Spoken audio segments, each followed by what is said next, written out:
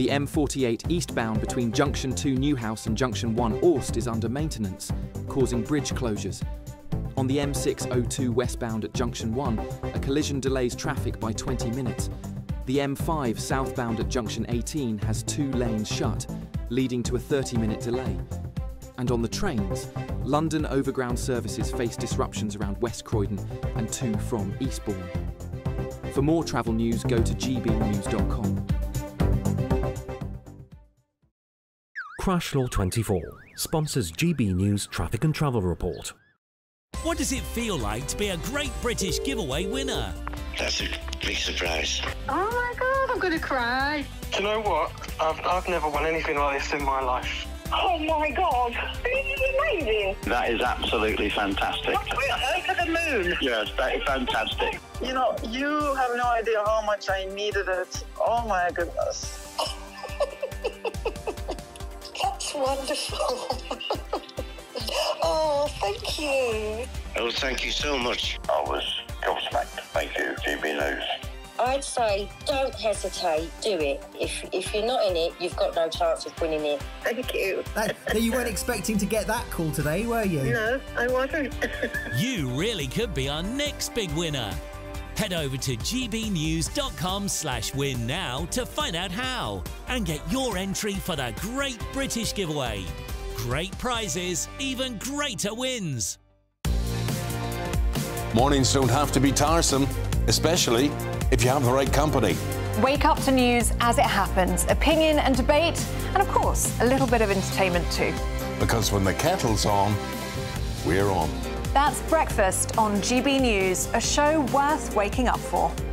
Every morning from 6 a.m. Only on the People's Channel, Britain's news channel. We'll spread the news, you spread the word. The royal family is an enduring symbol of tradition, unity and pride for Britain. At GB News, we celebrate what makes this country great. In our new royal newsletter series, you can join me, Cameron Walker, for Inside the Palace, an exclusive look every week that takes you beyond the gates and brings you the very latest from those at the heart of the monarchy. Never miss a royal moment again. Sign up now. Go to gbnews.com/royal newsletter and get the latest straight to your inbox.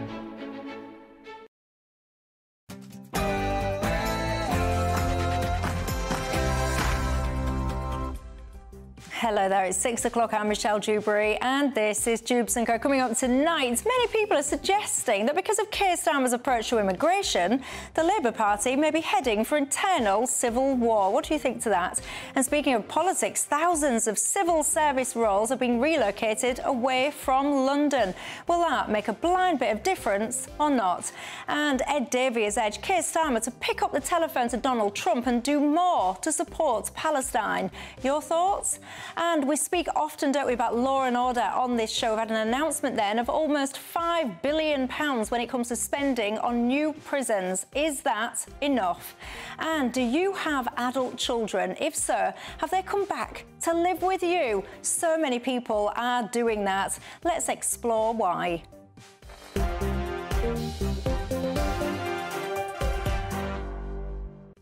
We've got all of that and lots more keeping me company to get stuck in. I've got the founder of Novara Media, Aaron Bastani, and the former Tory MEP, Baroness Jacqueline Foster. But before we do indeed get stuck into the debate, let's cross live to Mark White and give you your 6 o'clock news headlines.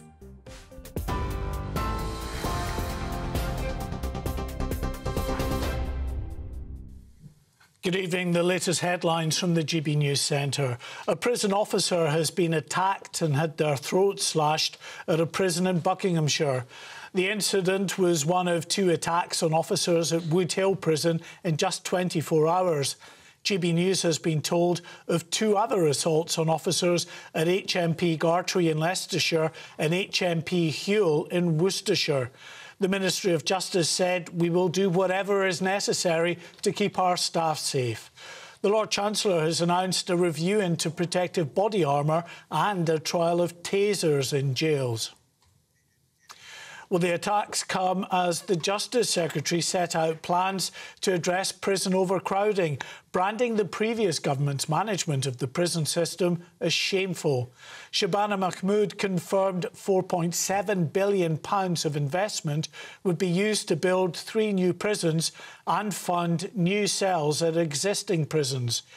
But she said further changes were needed to the system for recalling offenders back to jail for bad behaviour. Her proposals come as the prison population in England and Wales has reached 99% of capacity. It is shameful that this country in 2025 finds itself in this cycle of crisis. The last Conservative government failed to reckon with the reality of a rising prison population. When Labour was last in government, we increased prison capacity by 28,000 places. In their 14 years in power, the Conservatives added just 500 additional places, leaving our prisons on the brink of collapse. Gary Lineker has apologised unreservedly for an offensive social media post which featured a picture of a rat, saying he would never knowingly share anything anti-Semitic. The 63-year-old TV presenter came under criticism after he shared, then deleted a post on his Instagram account from the group Palestine Lobby titled Zionism Explained in 2 minutes. In a statement, he said, "I reposted material which I have since learned contained offensive references. I very much regret these references." The US president has now arrived in Qatar just hours after an historic but highly controversial meeting with Syria's new leader. That meeting with Ahmed al-Shara took place this morning in Saudi Arabia and comes just a day after the US decision to lift sanctions on Damascus. Al-Shara, a former al-Qaeda commander, led rebels in overthrowing the regime of Bashar al-Assad in December. No criminal charges will be brought against former Reform MP Rupert Lowe after claims he made verbal threats towards the party's chairman. The Great Yarmouth MP was suspended from Nigel Farage's party in March amid a deepening civil war and allegations about his conduct, which he denies. Mr Lowe, who now sits in the Commons as an independent, said it was a sinister attempt to weaponise the criminal justice system against him. OK, you're right up to date with the latest headlines. Now it's back to Her Serene Highness, the Grand Duchess Michelle. For the very latest GB News direct to your smartphone, sign up to News Alerts by scanning the QR code or go to gbnews.com/alerts.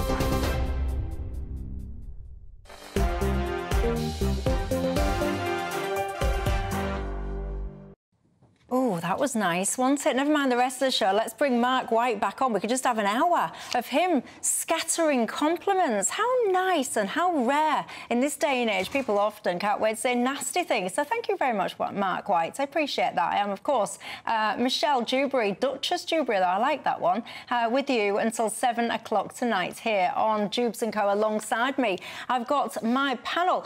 My very own, you're not a Duchess, but Baroness. That sounds much posher. Baroness Foster. That's posher than Duchess Dewbs, isn't it? Sounds no, a Baronet Duchess is a higher rank. Don't you worry about details like that. Just take the glory, take the compliment, bask in it. That's what I'd be doing if I was you. She's alongside me. The other side of me, I've got, of course, the co-founder of Novara Media, Aaron Bastani. Welcome to you as well. Thank you. And you know the drill on this programme, don't you? It is, of course, about you guys at home as well. What's on your mind tonight, ladies and gents? Join the conversation all the usual ways. Email me, gbviews@gbnews.com. You can tweet or you can X me, or, of course, you can go to the website, gbnews.com/yoursay. We have a lot to get through this evening, so without further ado, let's get stuck straight in. The Labour Party, we've all been following all of the twists and turns over the last couple of days after Keir Starmer's announcements when it comes to how Labour reckon they are going to fix the problem of immigration. Now, Aaron Bastani, many people are saying we can already see the the kind of fractions, if you like, among the Labour Party. Suggestions, though, perhaps, that we could be heading towards some kind of internal civil war as people wrestle as to where the Labour Party should be moving in when it comes to direction of travel. Your thoughts? So Keir Starmer's run a very tight ship. He's a real disciplinarian. You know, if you vote against the government, there's a three-line whip, you lose the whip. He punishes MPs who dissent. That's been very successful so far. It was very successful in opposition. It becomes a problem when you start polling 20% in national opinion polls because, of course, people think, I'm going to lose my seat anyway, and that threat of losing the whip, maybe not being selected for the following general election, loses its lustre. So I think that Labour, probably for the next year, are going to have quite standard levels of, you know, internal recrimination. We see that in parties frequently. When I think the lid comes off is probably going to be in the local elections next May. Sorry, you know, you just had a round of them. You're going to have another round of them in 12 months' time. Scotland, Wales. Reform will do very well in Wales. Labour will do very poorly in Wales. Plaid Cymru will also do very well in Wales. SNP will do very well in Scotland. You've got every local authority in Greater London up for grabs. Leeds, Manchester, Liverpool, loads of authorities in Yorkshire, Lancashire. And I think between Reform, Plaid, the SNP, the Greens and a ton of independents, Labour are going to get a spanking. And that's when all this stuff, which is just beginning to bubble, I think that's probably when it pulls over. Yeah, and of course, don't forget the message that Keir Starmer actually took from May the 1st. He feels that actually people want him to go further and faster. How do you think this is going to play out? Well, I think he thinks he should go further and faster. But I doubt whether the British public... I think the British public are totally disillusioned, certainly those that voted for them. Are they heading for civil war? Well, eventually they will. I take on the points, I think, that Aaron has mentioned. You start to get the rumblings, I think, over the next year. There'll be those who thought they should have been promoted who are, you know, long-standing members of Parliament. You'll get those, you know, the new MPs who think they would like to be Prime Minister pretty quickly. And also they're under huge pressure because if you look at their inbox, you know, we have the most appalling budget, which was no help to the economy at all.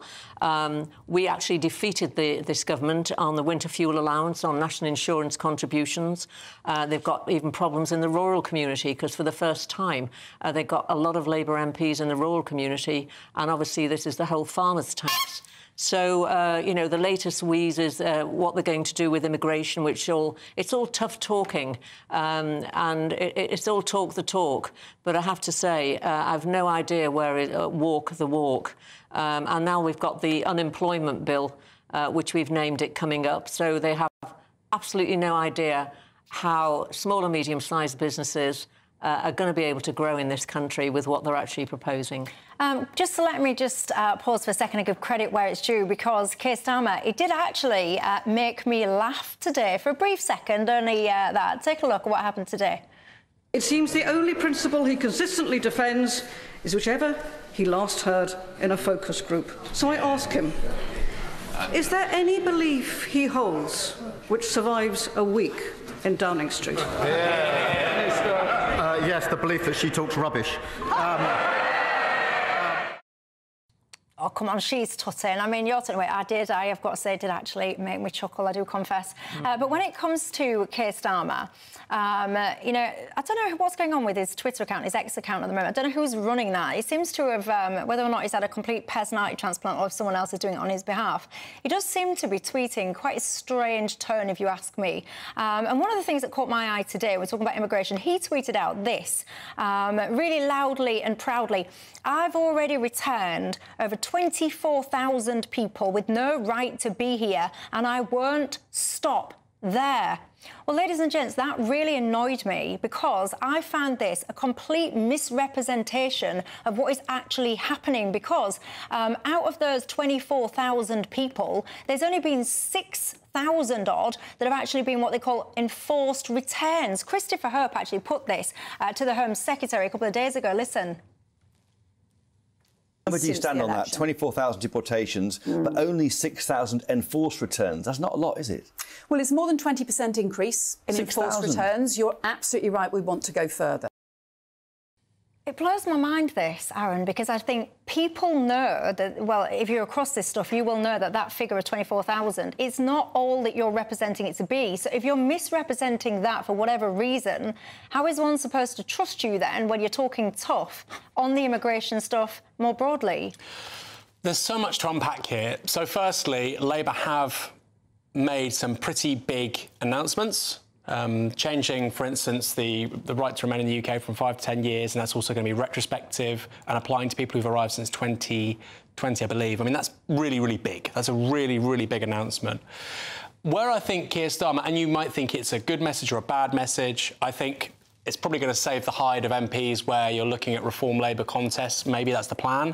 Right now, Labour are losing twice as many votes to Lib Dems and Greens. Right? The point is, where are those votes? There's no point having a 50,000 majority in London and losing by 20 votes in somewhere like Runcorn and Helby. So that's the plan. The problem is, even if you think it's a good plan, he's a very poor messenger. This is somebody yesterday, talking about his tweets, said that being able to remain in the UK is a privilege, not a right. He was advocating for continued membership of the European Union until 2019, including reversing the second referendum. Reversing the referendum, once a people's vote. The whole point of being in the EU was that if you're an EU national, you could come here, not as a privilege, but as a right. So it was a right. That's what he was defending. That's what he gave, you know, months and years of his professional life to. Now he's saying, actually, it's a privilege and not a right. And I think people, whether they're Reform voters, Lib Dems, Tories, Greens, whatever, I think they're entirely entitled to look at Keir Starmer and say, what does this man believe in? And that's not an abstract question, because if he's making a big shift in policy, a 180, well, how certain can you be he's actually going to deliver on what he's saying? But are we seeing what he believes, or are we seeing what Morgan McSweeney believes? Nobody knows. Nobody knows. I find that a very interesting question. What do you make to it all, Jacqueline? Well, the thing is, Keir Starmer's become an absolute expert on straddling the fence on both sides. I mean, I remember very well, as a former member of the European Parliament for 15 years, exactly what the Labour position was on pretty well everything to do with the EU, and obviously migration was part of that. So he's done a complete volte-face. I mean, his party, actually, his parliamentary party, don't really know what to do, because you don't know whether they're going to weep or they're going to laugh every time he opens his mouth. So he's got half of them coming down on him like a ton of bricks, basically accusing him of being racist and everything else, because he's saying he's going to be deporting and stopping people coming in, and his comment on strangers in the country. And then you've got the other half who secretly, of course, have wanted a much tougher policy on immigration from them. You know, that we could stop this. They could stop this tomorrow if they turned the boats back. We've given France £500 billion. They're doing absolutely nothing, because we can see all the footage on social media. We know the BBC and Sky and people, they don't show actually what's happening. And so, you know, we'll believe it when we see it, frankly. I'll tell you someone that doesn't believe it, Nigel Farage. They've wasted no time, Reform UK, putting this video together. So we have to make the case for the benefits of migration, the benefits of free movement. The whole United Kingdom is better because of immigration. In particular, I'd like to thank the Home Secretary for removing the annual limits on work visas and also on international students, both of which I lobbied for. The previous government, they wanted to deport us, but now they make the procedure easier for us. So you like the Labour government? Yes. What a mess. I mean, who do you believe? And actually, it's not about whose words you believe. It's about who do you actually trust, I suspect, to actually be able to deliver whatever mechanism it is that you think is the right one to actually get a hold and a control of immigration in this country once and for all. Gareth says, isn't everybody bored of blaming everyone else for everything that's gone wrong instead of taking responsibility themselves? Donald Trump. Here we go. Look at him. He is in Qatar. He's had a very, very busy time over there, hasn't he? Making deals, the art of the deal, he would call it, left, right and centre. He is going to be hosted very richly, I would suspect, at a dinner which is about to commence any time soon. Lots of people, I mean, they still do say that they wish that we had a Donald Trump of our very own in this country. He's been very active, Aaron Bastani, hasn't he? Yeah, so it goes actually to the point about displaced people, migration into Europe from places like Syria. He's ended the sanctions on Syria. Very sensible. You can't seriously say, why do we have people coming from Syria coming into Europe while having sanctions on that same country? You're trying to crucify that country's economy. At the very least, try and let them succeed as a nation. And Donald Trump, I never thought I'd say this, Donald Trump yesterday gave a superb speech, actually, about how West Asia, the Middle East, needs to stand up on its own 2 feet. The stupidest idea the West has had for the last 50 years was this idea of exporting democracy. It's been a complete failure, completely counterproductive. It made us less safe, it made the region less safe, and I'm very glad it seems like there's a full stop at the end of the sentence. Jacqueline? Well, I think it's very knowing that he has targeted his visits, making sure that he's actually visiting these key Arab states. If we're going to get any sort of peace or any sort of stopping all of these conflicts, I think they've all really got to get their heads together. I'm not totally convinced with regards to Syria. At all. I mean, the new leader of Syria he's talking to, as we said, part of Al-Qaeda. You know, I mean, these are pretty dodgy people with a pretty dodgy past. And so, you know, the proof is going to be in the pudding. As for the Syrians themselves, you know, if they're saying now if the sanctions are lifted and it's safe to be there, then I think Syrians who are here and Syrians around the world should be able to go back. So this should be, I think, preventative in terms of people who wish to leave particular countries. I mean, and some of the sums of money that we're talking about 100-odd billion pounds, a lot more, of course, in dollars, when we're talking about arms deals that are being done and so on. Do you support those kind of deals? Do they move in the right direction, closer towards peace? Well, I don't know if I support the deals because, you know, they're not British companies and I don't know, it doesn't really serve Britain's interests for those deals to happen or not happen. No, we cross-manufacture with them in the United States. Well, a little bit, yeah, that's true, but a little bit. But fundamentally, it's not a huge thing to us. I mean, there is also a big geopolitical question here, which is that the US, is it pivoting from Israel being its primary ally in the region to Saudi Arabia? I mean, you said, I think it's $140 billion worth of arms, $107 billion. $142 billion, yeah.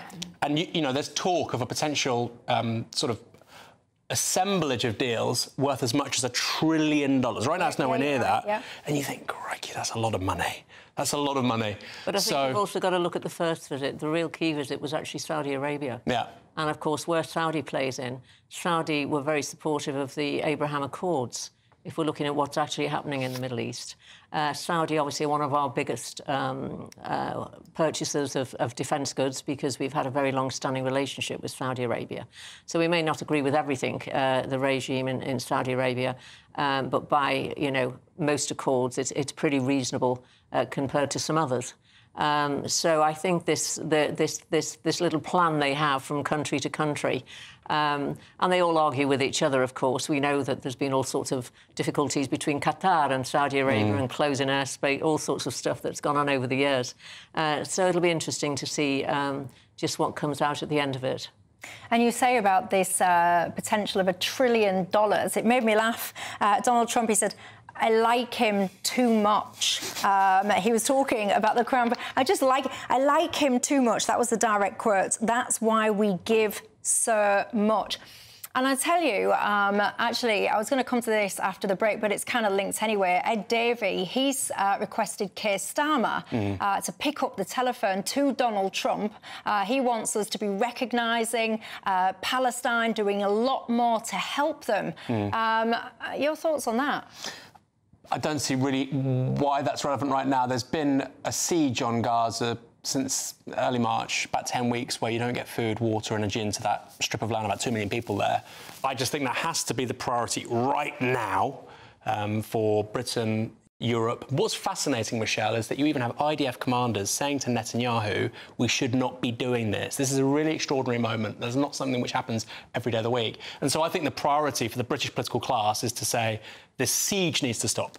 Well, that's not the information I've got, but I'm sure we'll cover it. Well, let's cover it then whilst we're looking at, I mean, you know, as fascinating as watching Donald Trump shaking hands is, we can... Because even before some of this was halted, there was still 4 or 5 months worth of of food aid that was actually already in Gaza. There's also a myth that it's the United Nations that's responsible for providing all of the aid. The United Nations and UNRWA provide about 40%. The rest of it has been taken in by other organisations. There's a new system that's been brought into place. It's called a new aid mechanism, because the problem is with aid, it's been stolen, it's been siphoned off, it's in warehouses where Hamas is then selling it.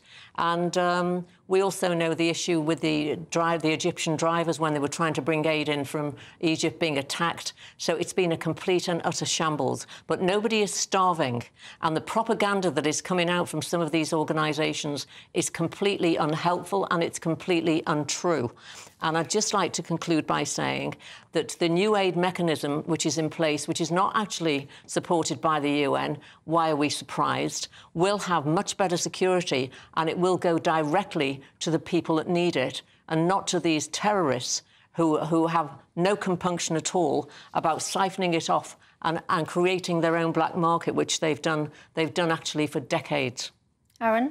So on the point of nobody starving, I mean, again, maybe Jacqueline, you disagree on the credibility of the World Health Organization. They said, I think this week, that they're finding 5-year-old children now who are so malnourished, and of course they've been victims over the last year and a half, 5-year-old children having the physical development normally associated with a 2-and-a-half-year-old child. Aaron, they shouldn't be, because there is food there. We have footage. No, but you said nobody's starving, and I'm sorry, maybe you don't think the World Health Organisation is a credible organisation. And I'm not happy with the UN. UNRWA, their organisation, were involved in the October the 7th attack. But I'm saying the WHO. They have little credibility, and all they have done is pump everybody full of propaganda without actual facts. So I'm not saying the UN. I'm saying the WHO. Nobody wants any of these women and children and civilians to be in the dire straits. The people that cause this are Hamas and Iran. Frankly, it's still allowed to continue. There are 58 hostages left. Now, what they need to do is release these hostages. Can I come back on that? And they need a ceasefire. You won't get a ceasefire without the release. Why are they holding on to these 58 hostages? That's the question. So everybody's pussyfooting around going humanitarian aid, which is crucial. But unless those hostages are released, why are they keeping them? Why won't they let them go? Why are they still sending missiles into Israel? I mean, this is ludicrous. And then Israel's still being, attacked also from Yemen. And this is all coming through this core of the Islamic Republic of Iran. So they're still pulling the strings, and these people are still in underground tunnels trying to get out. And then they play this crybaby thing. Oh, well, isn't this awful, and this is all Israel's fault? Well, I have to tell you, if people like Hamas that had come on the shores in 1939 or wherever it was, we would have fought back. And there were horrendous casualties. There are always horrendous casualties of war. And, when you do something like this, don't expect an easy ride. Aaron? Yes, a few things. So UNRWA have faced real probing and questions. I'm talking about the WHO. And again, you might not think that's a credible organisation, but this is very clearly what the WHO have said. Like I say, 5-year-old children having the physical development of 2-and-a-half-year-old children. I'm not suggesting for one moment everybody in Gaza is an angel. I'm not for one moment saying that Hamas are wonderful people. We have very well documented evidence of children now being severely malnourished, and you just said that nobody's starving. That is categorically not true. If we have children that are 5 and they've got the physical development of a 2-and-a-half-year-old, that's the definition of malnourishment. I'd like to see the evidence. But that's the World Health Organization. You're welcome to say they're not serious as people. You're welcome to say that, of course. The World Health need to actually show people the evidence. There's an awful lot of talk about, oh, well, this is what we believe and this is what we believe. We see fake videos of people who are supposed to be victims of some sort of attack from the Israelis, and the next thing they're moving. It's all over social media. I mean, these guys are the world experts, Hamas and their cohorts, in propaganda. They're an absolute disgrace, frankly. And this is why, and the misinformation this doesn't solve how we get to the core of this and try and get it resolved. Well, I agree with that. Peace is critical, and I think that nobody, right, left, whatever, nobody wants to see children being harmed and killed. Every injury, Aaron, on both sides of this conflict that started on October the 7th is down to Hamas, the Islamic Republic of Iran, all of Hezbollah and all of them. What I would say is... It is their responsibility. They started it. And the thing is, if you start a war, don't start weeping when it doesn't go your way. Well, I don't think Britain would conduct a war in this manner, personally, but we can park that for one moment. We bombed in World War II. Yeah, there were millions of civilians, and it was horrendous. I don't think if... It was horrendous. I don't think if what happened on October 7th, awful thing to happen, if that happened in this country, I don't think we would say that we should be able to kill people and children with impunity. I don't think we would say that. But on this one point, Jacqueline... We didn't kill. Nobody's been killed with impunity. Well, you're saying that effectively, however many people die, that's because of Hamas. That's what you're saying. You will get people dying in wars. And they are civilians who are minding their own business. Hamas have used women and children as human shields for decades. This isn't new. And they've used them even more so, certainly during this conflict. You see, we've got footage. We've seen what they do. They drag children in front of adults and play all sorts of games. I mean, this is the only war I've ever heard of where the so-called enemy, which is apparently Israel, actually sends texts and all sorts of messages to civilians in Gaza to tell them to get out of the way because they're actually going to attack a particular facility where they know where Hamas terrorists are hiding. And nobody else has ever done that in a war. They've never been sending out signals like that. So, no, I'm not saying everything Israel has done I'm happy with all of the time. But at the end of the day, I think the truth needs to come out and there needs to be a balance in the conversation because this is all one way. So I'd say my final thing, really, because obviously we're not going to agree on this. But my final point would be that there was a hostage, an American-Israeli hostage, that was released this week, and that was done over the head of Netanyahu. That was done as a result of direct negotiations between Hamas... Know that. The Israelis have accepted that. No. You don't know that. Trump has said that, the Americans have said that, and the Israelis have said it. Trump, when he came in, he said he was going to try and stop all of this that was going on, obviously, with Israel and get the hostages out. And, of course, the American administration has been involved in it.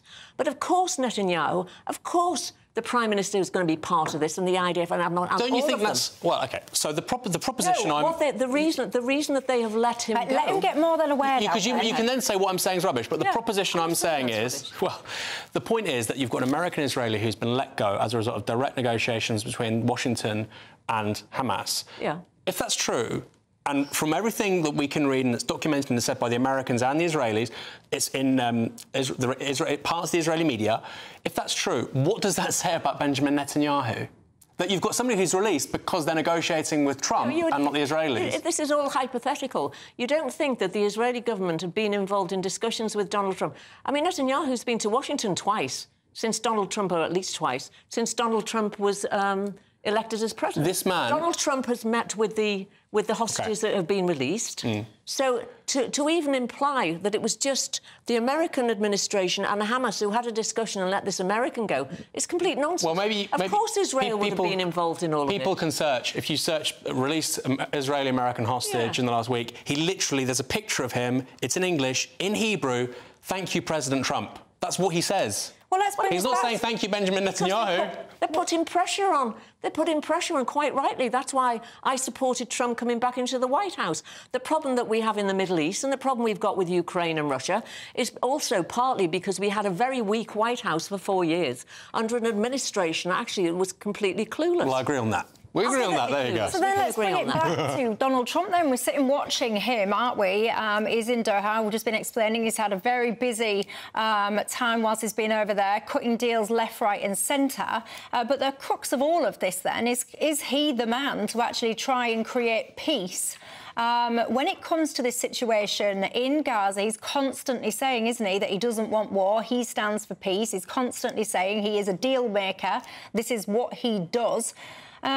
This is all at a crossroads right now. Many people will say the only answer to this is a two-state solution. They will say that Palestine needs to essentially be admitted into the UN. This is the only thing that can happen. You've got, as I mentioned at the start, Ed Davey asking Keir Starmer to put pressure onto Donald Trump to facilitate some of this stuff.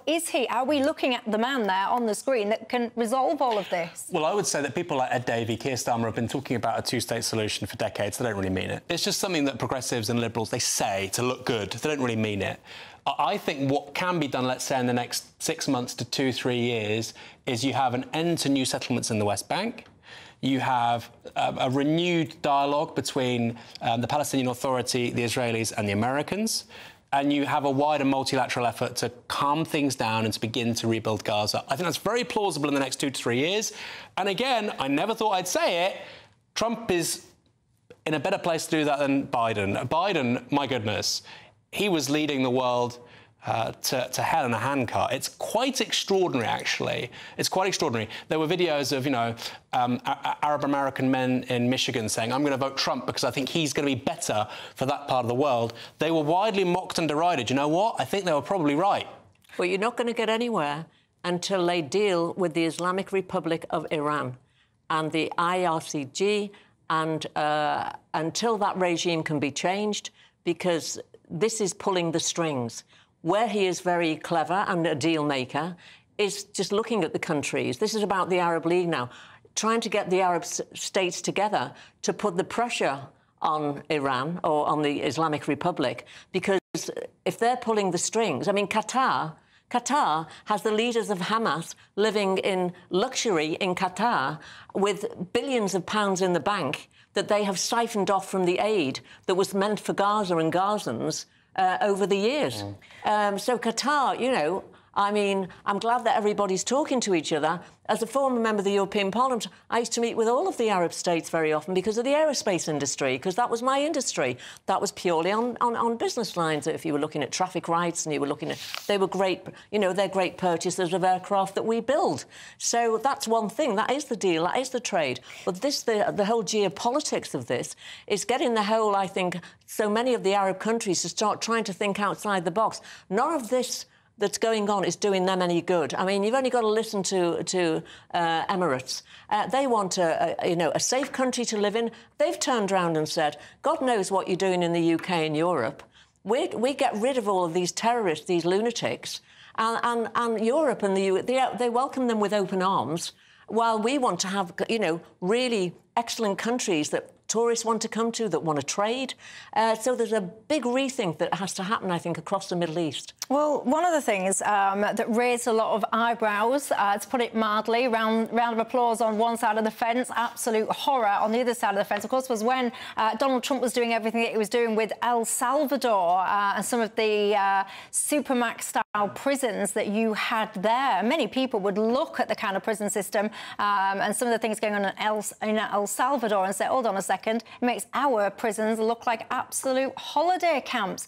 And actually, there's been lots of people saying that we've seen yet again another attack on a prison guard. Ladies and gents, I think it's so disgusting. A prison guard now has apparently had essentially their throat, I mean, I don't want to sound too dramatic, but, their throat cut by some makeshift weapon. It's so sickening. People that actually go to work as servants to try and keep us all safe, and this is the kind of experience that they have. Many people will say some of these prisoners, they should be in some kind of supermax prisons. We've got ourselves leaning towards Texas at the moment, Aaron Bastani, in this country for inspiration when it comes to how to manage our prisoners. And then, of course, what we've had today is an announcement of around about £5 billion of spending now to build 3 new prisons. What do you think on all of this? Yeah, so the Labour Justice Minister, I think, was announcing that. It was quite interesting listening to what she said about Texas. They have this innovation where if you're well-behaved and you get your head down, we'll let you out earlier, and if you're badly behaved, we'll keep you in longer. You think, doesn't sound that complicated. Maybe we should have done that before. One big problem with regards to these things repeatedly happening, Michelle, is that our prison estate in this country is incredibly old. Very hard to pacify people in a sanitised, safe, easy way. And so building more prisons, even if you think, oh, we shouldn't be building more prisons, prisons aren't the solution. So much of this estate is so old, it needs to be replaced. So much of it, it's over 100 years old. It's not fit for purpose. And it's absolutely extraordinary. Like you say, this poor person, goodness knows what they're earning a year. It certainly just doesn't justify, literally taking your life into your own hands. Should not be happening. And obviously, I think every sensible person in the country thinks we need to somehow see an end to it. Yeah, and I mean, you've got to ask questions about how armed should prison officers actually be, because I can see both sides of this. On the one hand, if you said to me, Michelle, go and be a prison officer, and you've got pretty much nothing really to defend yourself with, I'd be like, no, thank you very much. On the flip side, if in you walk with your weapons and a prisoner kind of gets hold of you and gets your weapons off you, it's not going to end well for anyone, is it? Well, I think I was listening to an interview, I think, during the week, and it was the Prison Officers Union, actually. It was very, very good. And he said, you know, the guys walk in, the guys and the gals walk in, and they have like a shirt on and, you know, very little else, no protection. And they were looking at getting them stab vests for all of them. You know, also I think when I was little, when I was a kid, I think a lot of people that went into the prison service had often been in the armed forces, and they'd served during the war. And, of course, we still had people did their national service, and it was similar to the police force. And what you've seen is a complete change now in terms of the people that work in these, and they're actually difficult services. And I don't know whether we need to get back to really looking at who are working sometimes in some of these really... I mean, it depends on the type of prison. Some of them are open prisons and they're fine. But then we're looking at high security. But also then, what do they expect? You're locking up people for 23 hours a day who've got nothing else to think about, and then wonder why they're then, you know, going off on one and doing all sorts of things, like we've also had recently with the Southport murderer, of then attacking the prison officers. But, you know, maybe they need more staff, maybe they need better training, maybe they need a tougher line. I mean, to many, it seems as though they've just opened the new prison that we'd obviously, you know, we'd started to build during our reign, so to speak. And apparently it sounds like the Hilton Hotel. Now, I don't want somebody sitting in squalor necessarily, but, you know, some of this accommodation is better than normal places. I wouldn't care less if a child killer was sitting in squalor. Well, it would not remotely bother me at all in any way. This is why I always say it's a good job I'm not your Prime Minister. But we've just been talking about, you know, arming prison officers, etc. And you're absolutely right. It was the union leaders were calling for prison officers to have stab vests as standard, but it would blow my mind that wouldn't already be standard in a prison. And then I think to myself, why would you actually put people essentially in harm's way without the basics of protecting them? Why? Why? Well, they're also making bad decisions. They're allowing prisoners to then be in, because they can't lock them up all the time, then if they're on kitchen duty, they're on whatever. But I think if somebody's going to be on kitchen duty, I mean, to me, I think they should all be working. The ones that are not locked up in some sort of asylum-type prison, you know, really horrendous place. And they should be working, and they should be earning some money, and they should be providing things for society, because that also happens, I think, in America more. So they're not... their rehabilitation's no good. I think so often. I think that's why so many are reoffending. And notwithstanding in prison places, I mean, there's nearly 11,000 foreign prisoners, and we keep saying the same thing. Why aren't they deported? They need to be sent back to wherever it is. So what's the answer then? Well, there are arrangements. Well, it's up to the government then. They're in charge of the deportation. But, you know, you want to free up spaces, then fine, do something with the 11,000 that are sitting here. Yes, I know, but those 11,000 haven't just emerged since the general election. So why? Because you lot at home, we talk about prisons often, don't we, you and I, and people will get in touch, and one of the first things that they will say is deport foreign prisoners. Yeah. But then why has it not happened? People at home will not be able to process. What is it? What is the thing that stops it from happening? Well, that's the question. Yeah, well, I know that's the question. What's the answer? There will possibly be some of them where they're not sure where they came from because they've lied in the first place. But there will be an awful lot of them. I mean, they've done an agreement, for example, with Albania, with a lot of the illegal that were coming over. And so it's not beyond the wit of man to find out actually where somebody has come from. But then, of course, you've got the European Court of Human Rights, because then we get into what's the reality. And then you've got, well, of course, he can't be sent back there. It could be Saudi Arabia, it could be somewhere, because, you know, they've got the death penalty. So you've got all of that, and then you've got the legal eagles playing with all of that. So I understand the frustrations, but this is why we need to now take far more control of our own laws, in the sense that we should be the ones that decide who is sent out of this country. James Timpson, I like him, I do. I've always said that about him. I've got a lot of respect for him. He said, and he said it a few hours, well, very recently on Twitter, we should ensure that offenders leave prison as better citizens, not as better criminals. Yeah. And we must never be in a situation, he says, where we run out of prison places again. What do you think to this notion that, you know, people can be rehabilitated and all the rest of it? Yeah, of course. Everyone? Many people can be. You certainly don't want to set people up to fail. I think right now we've got something like a recidivism rate for serious criminals of something like 80%, which it feels like that should be lower. And I think the argument also made by the Justice Minister was that we're training people to be criminals, like you say, rather than to be citizens. I think if somebody has, acute problems with regards to things like reading and writing, that should be solved in a prison. Doesn't mean it have to live in luxury, but that should be something that's solved, and you create incentives for that.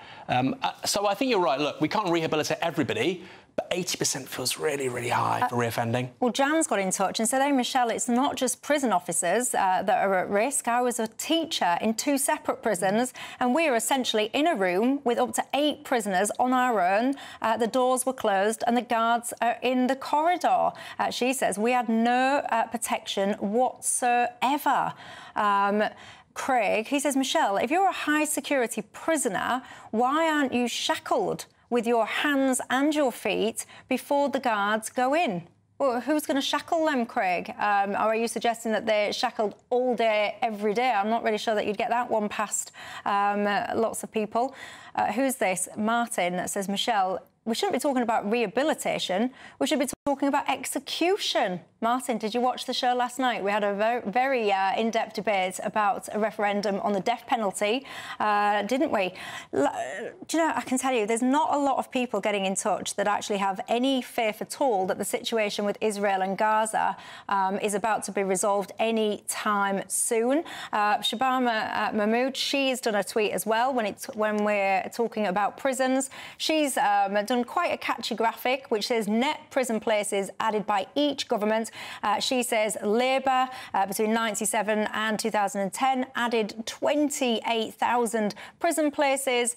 She reckons that the Tories between 2010 and 2024 added just 500 places. She's obviously then putting the blame squarely onto the Tories. But you've got to mention one point. What? We had enlargement from the European Union.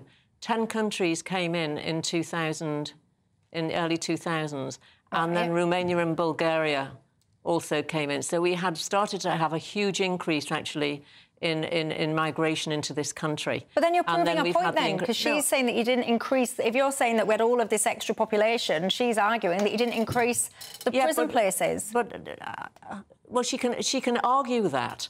And so, obviously, there were prison plans for building prisons over the last few years as well. But notwithstanding, we are where we are, and so what we've got to do, if you need to free up places, this is why I was raising the issue on foreign criminals. If you want to free up places, let's look at who you put in prison. We've got Lucy Connolly, who's in prison for 2.5 years for a tweet. A tweet. Now, it was an unsavoury tweet. It wasn't an appropriate tweet, but you've got somebody who was... she's being represented, I think, by the Free Speech Union. This is not somebody with a criminal record. This wasn't somebody that was going to go out and personally kill anybody.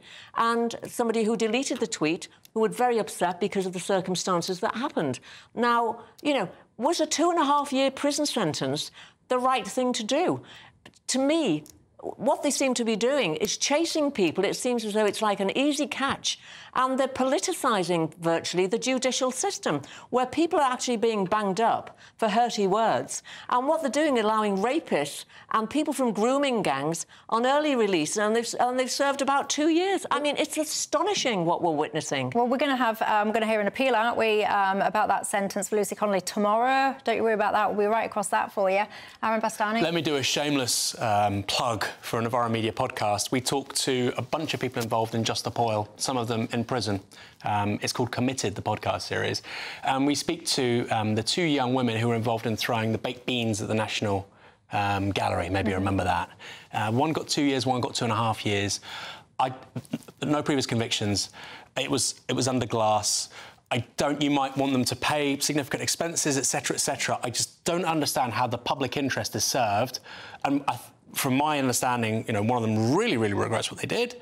I just don't understand how the public is served by giving them such a long custodial sentence. Yeah, it was, yeah. Well, I'm sure, wasn't there something, there was something else to No, do with this particular one, and there's been several instances, this was baked beans and it was covered by glass. And what basically the CPS said was, originally it was quite a low charge, like criminal damage, but then they said the damage to the frame, which was worth £30,000, meant that the maximum sentence could be more significant. Stuff like that. It's very political, and I just look at that. It's a young woman's life who's been ruined. You might say, well, she hasn't helped herself. You know, they shouldn't have done it. No, I know, but that's but then you have early release of really serious criminals. There were ones that were on gantries and they caused mayhem or blocked the M25 with ambulances and all of that. Fine, you're going to give them a tough sentence. You want to discourage that sort of thing. And, of course, you're right. I mean, I'm not going to talk about that specific case, but, again, there'll be odd things like that where they should have done community service, been given a heavy fine and sent on the way, because this is going to wreck your life, actually, because you don't need a criminal record, anybody. And which brings me back to what we were just saying is we also appear to be locking up the wrong people at times, people who are not going to be a threat to anybody, and releasing, you know, Shabana Mahmood was going on about we need more and more early release. They're releasing people who shouldn't even be near anybody anywhere, frankly, on the streets. There's a lot broken in this country. Do you get that sense, ladies and gents? I certainly do. I'll tell you something else is broken. We're on a roll. Let's keep going, everyone, shall we? Donald Trump, in case you're listening on the radio, he's still going. I dread to think how many hands he must have shaken as we've just been talking, putting the world to rights about everything that I would be itching. I'm one of those people, I'd be itching to get my hand sanitizer out. There's a certain threshold of handshaking that I am comfortable with, and once I've passed that point, I'm itching. I just want to give my hands a right good wash. Well, you wear gloves like the Queen.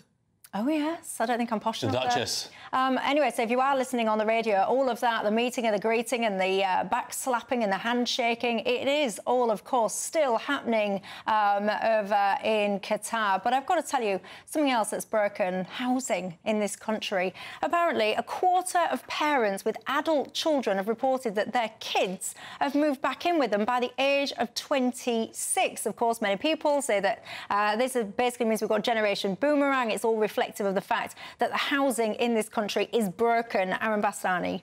Yeah, it's a massive, massive problem. And actually something we don't talk about enough in relation to this is that, you know, you've spent your adulthood making a living, buying a home, hopefully, you raise children, and now you need to save something for your pension, right, for the later years of your life. And one of the major problems with regards to having to be the bank of mum and dad, having to pay for university, a deposit on a house, hopefully, or maybe even your children living with you, it means that people in their 50s, 60s can't actually save as much as they would like for retirement. So it's a major problem, which isn't just a problem, interestingly enough, for the younger people that are afflicted. We need to sort this out. We need a massive increase in the supply of housing. Now, some people would say, well, immigration's too high, that's the problem. Britain per capita, I think, I could be wrong, Britain per capita, as in per head, has, I think, half the number of homes as France does. We don't have that many homes.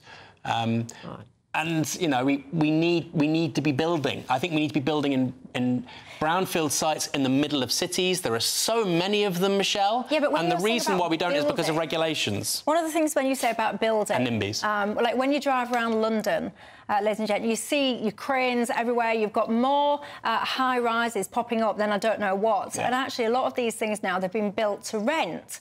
And I always found myself fascinated by that because I think, is this a good thing, or are we just actually conceding the fact, you know what, you're just not going to be able to own your own home? So, yes, we'll build all this stuff, we'll tick that box, we'll build so-called houses, but they're not yours to own, they're just yours to rent for a period of time. Is that a positive thing or not? I don't know, you tell me. Jacqueline? Well, the thing is about Europe and European countries, I mean, the UK, we're the ones who are the homeowners. And it was in our DNA, basically, going back decades and probably a century or so, where it was very important that we owned our own home. And then we saw the push towards that as well when Margaret Thatcher was in and buying council houses. And it's very much a British thing, because I've lived in 3 other European countries, and a lot of us got friends who've, you know, from all over the place. And the norm for most of them is to actually rent. And their rental sectors are actually built on, I think, slightly different types of how they do it. And they're often built for long term, and you will get people I know, and their parents have lived in a home their entire lives and it's always been rented. But that's not looked down upon at all. It's not as though people are saying you have to own it. And so I think the whole rental thing is perfectly straightforward. Here, it's turned now into this sort of machine where you've got to own your own home, when instead of, which you can do in many parts of the country. You know, we often focus too much on London and the South East. And when I moved down to London when I was 20, about 100 years ago, there was no way I would ever live in London. So I ended up with a little mortgage eventually outside of London. And that's generally par for the course. Parts of the country you can get pretty reasonable mortgages. I'm not just focusing on London. I think about where I call home, which is Hull. And I've said this often. You will have heard me say this before. I'm not being rude, but if you had, and I always pick this round figure of £1 million because in London that would buy you a shoebox. You could have pretty much bought Hull with £1 million. In the surrounding areas of Hull now, there are properties up for sale. 2 million, pushing 3 million. Your average normal house that you would be able to have easily, 1.8 would have been easily achievable for hard-working families. The cost of those are getting sky high. So it's not. I don't believe it's just London. I think also, you see, the local authorities took the responsibility and the corporations. I remember when I was little, and it was Liverpool Corporation were building out from the clearing slum areas. And it was the norm for most people in any event of that generation and blue collar. My parents rented their house their whole lives, and so did my grandmother. And it was only when they were much older then people started to buy the house. But, you know, we've got also we have a huge increase in the population over the last few years. You're quite right, Michelle, what you're saying with house prices. It is a market, and that's what happens. And also we've got a high proportion of children who then go to university, and then they finish the degree or whatever, and they're in their 20s, and then I suppose they're deciding where you're actually going to live. When I left school, or when I was young, I mean, people generally got a job and then got married, so that's how they moved out of the house. Because they got married and then got their own house. They generally rented it, by the way. I didn't know any people that bought it. So I just think the whole thing has changed substantially, I think, over the decades. And it's how you get to the challenges that we have today. Well, luckily for all of you, it's almost 7 o'clock, which means that I don't even have time to get myself started when it comes to housing, talking about things like what's going on with the Serco contracts. I think it's so appalling, so appalling. I mean, there's a lot to be angry about in society, but I think actually what goes on with those private rental contracts for asylum seekers, I think it's one of the biggest betrayals of the British public, the tax base. I think it's so appalling. I don't have time, though, to fully get into that, but Janet says, Michelle, you should be ashamed of yourself for laughing at Starmer's very disrespectful remark today. In the comments, he should be forced to apologise to that lady, and the Speaker essentially should have pulled him up. I'm not ashamed of myself, actually, Janet. Sometimes things just make me laugh. I'm just a human being, and often I think we could have a little bit more of it. I've got about 20 seconds. The Speaker point is really important. You know, Lindsay Hoyle really let himself down, and that's happened several times. If that was anybody else, he would have pulled them up. Oh, God. Do you think that, very quickly? I think for a Prime Minister, you just got to be a bit thoughtful. It's not what you say. I just think, get a bit thicker skin, everybody. Come on, let's lighten up. The trouble is... Anyway, she's going to have to tell me the trouble another day. I'm out of time. Have a good night, everyone. Night.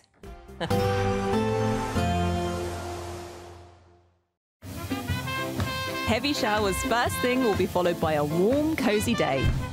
Boxed Boilers, sponsors of weather on GB News.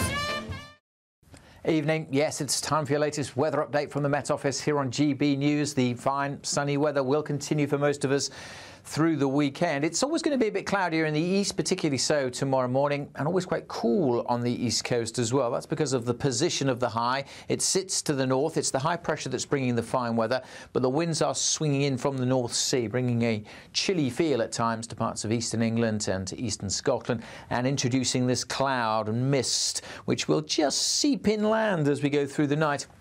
making for a fairly grey start to tomorrow over the Midlands and eastern England. Quite a chilly start further west with the clear skies, certainly over western Scotland. We could easily see some pockets of frost in rural spots, but there should be plenty of sunshine here throughout Thursday. These eastern areas, though, will start pretty drab, so more clouds than this morning over the Midlands, southeast England. It may take a while to clear. Plenty of sunshine, though, for southwest England, Wales, Northern Ireland, and indeed much of Scotland. And with the help of that sunshine, those temperatures soon ticking up. Notice this northerly breeze, not especially strong, but it will be nagging away if you're exposed to it on these North Sea coasts. The sea's pretty chilly, so it's going to make it feel fairly fresh. And it will just mean these eastern areas may just keep that cloud for a bit longer as well. It may take much of the day before it clears, and some of the coasts may stay murky all day. But for most places, dry and sunny, and